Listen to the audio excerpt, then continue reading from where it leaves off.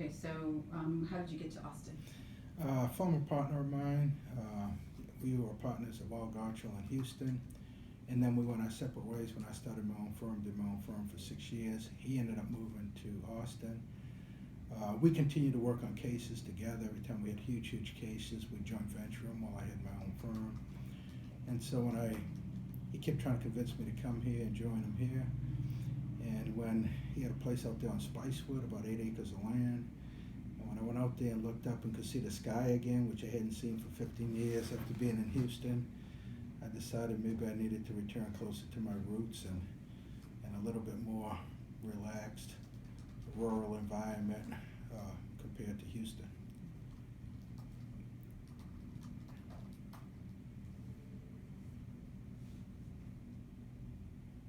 So you said you're actually a litigator. What types of cases are you?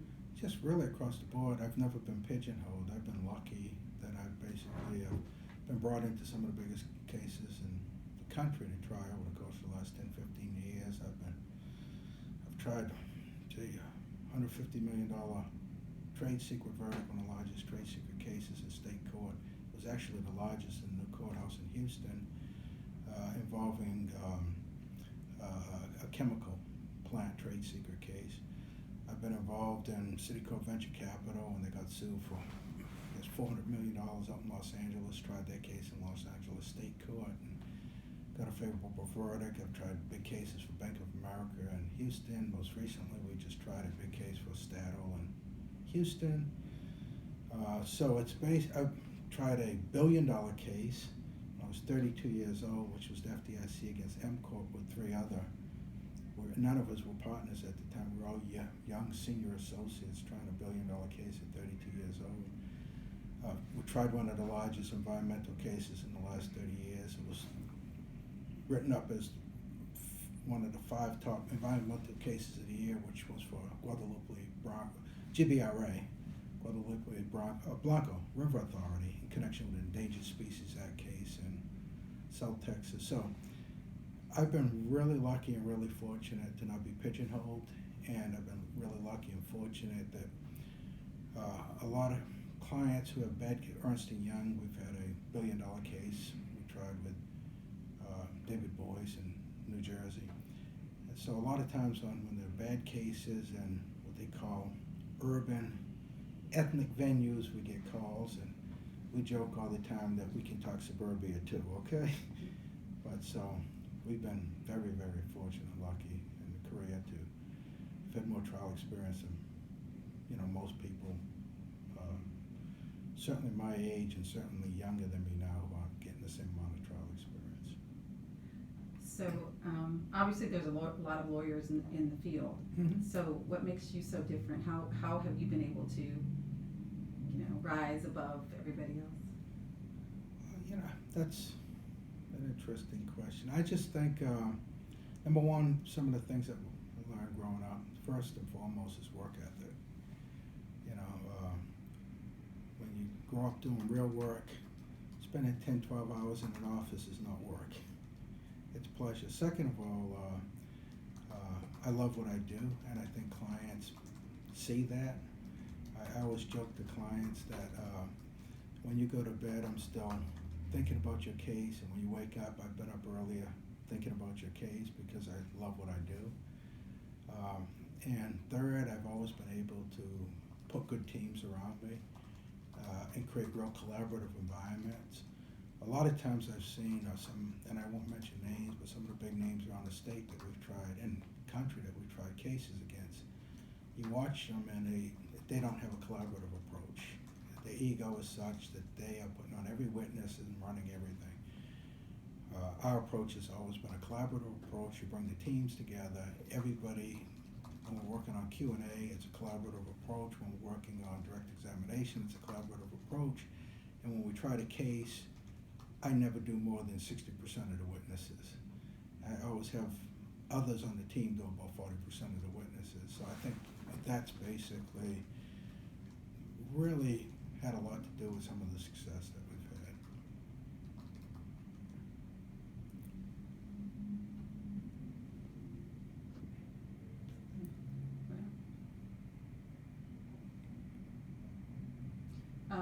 Where did you go to law school, and why did you decide to go there? I went to Columbia Law School, and primarily, like I told you, I came from a real rural environment, and then after the rural environment, I was at Dartmouth College, which was only 3,200 students at any one term. So after those 4 years, luckily I was able to travel 3 of those terms. I was in, like I told you, Spain for 1 term, I was in DC for a term, and I was in La Jolla at UCSD for a term, so I got to travel. And I just decided that after 4 years, I needed to get into more urban environment so that I could basically, along the lines of what we were talking about before, start seeing things from A to Z outside of the school. And frankly, I learned as much from being in that city as I did from being at Columbia Law.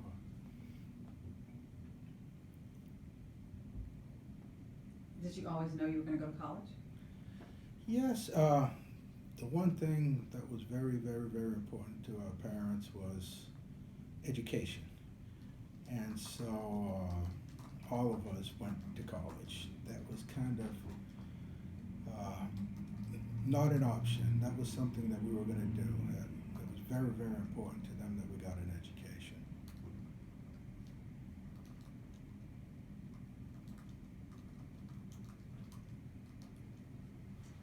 What are some memorable life experiences that maybe changed the way you look at life?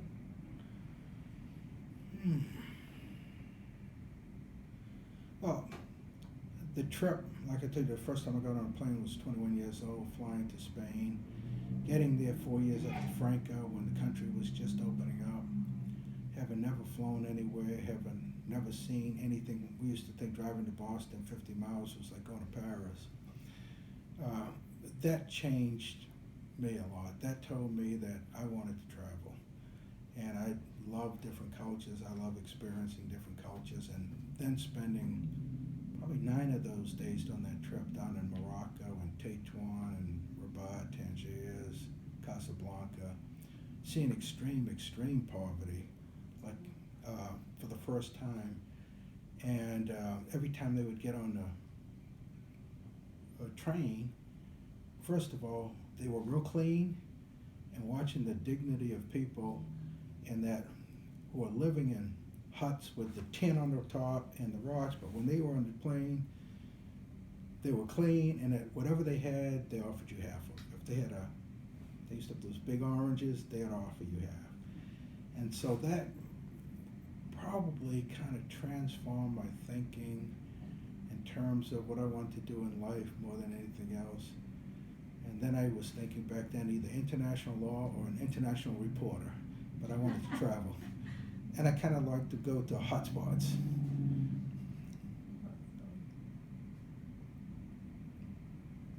Any memorable life experiences? Well, I guess the most memorable life experience is just experiencing growing up in a big family. I mean, we have my 2 oldest sisters and brother were foster kids, and my parents took on when they were 2, 3, and 4 years old. And then they had the 5 of us, and then God knows how many other kids grew up in our house. So looked to our parents as their parents, because they either didn't have a mother, didn't have a dad, and they were over our house every day. And so we had the big field, we had the basketball court, and we had everything working for football, baseball, basketball, anything you wanted. And it was really, I think back and look back at that as very memorable experience, having grown up in that sort of environment. I think the biggest thing it taught me is when I went to college and I saw all these folks for the first time who came from a lot of wealth, from the boarding schools and everything else. It was kind of interesting because, you know, the holidays, a lot of them wouldn't even want to go home for Thanksgiving. And it's like, then I realized what we had at home, the love, was 10 times more than that. And so, in that respect, that's why I learned at an early age that money is not the answer to happiness in life. That's not what Demetrius McDaniel said. Yeah. He's a mess. D is D. He's a My mess. funniest D story is after we named the courthouse here, after Heman Sweat, I had called up Vernon Jordan to come down and speak. And, you know, he said, I got a lot to do. I said, Vernon, we really need you. So he came down and he spoke at that event. So the next morning at about, I had to be in Houston, I get a call from 9 in the morning. Hey, Ed. And I thought it was D because they talked the same. I said, D, how you doing? This is not D. This is Vernon. I just want to tell you, I came down there kicking and screaming, but the highlight of my year this year is being there with Heman Sweat's family at the dedication of the courthouse. It's because you don't realize this, but Heman was the head of the Urban League, my Southeast section or division, when I was the head of the Urban League. And he said, and then seeing his daughter in Indiana, who's now a physician there, he said, and then he says, and then to top it all off, when you had that breakfast meeting and you had that guy, Ronnie Earl, who took down the hammer, that really made my day, Tom DeLay. So, Oh my God. so that was my D story. I thought it was D calling me that morning. You know? Oh, that is great. Oh my gosh. How do you think people will remember you? I hope they remember me for somebody as one of the most giving people they know, and never asking for anything in return. Whether it's giving advice to a young lawyer, giving monetarily, just to everybody who I encounter, and treating people all with respect and dignity, and treating people all the same, no matter who they are. Whether it's the people I've met who people think are famous or important, versus the people who every day are out there providing service, and the service providers, whether they're shining shoes, or they're the guard downstairs, or they're the cleaning lady that walks in. I like to think that they'll all remember me as somebody who's reached out to all of them in the same way.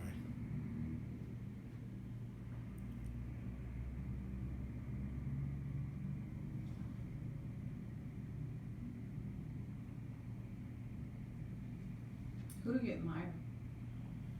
Who do I admire? You know, I've always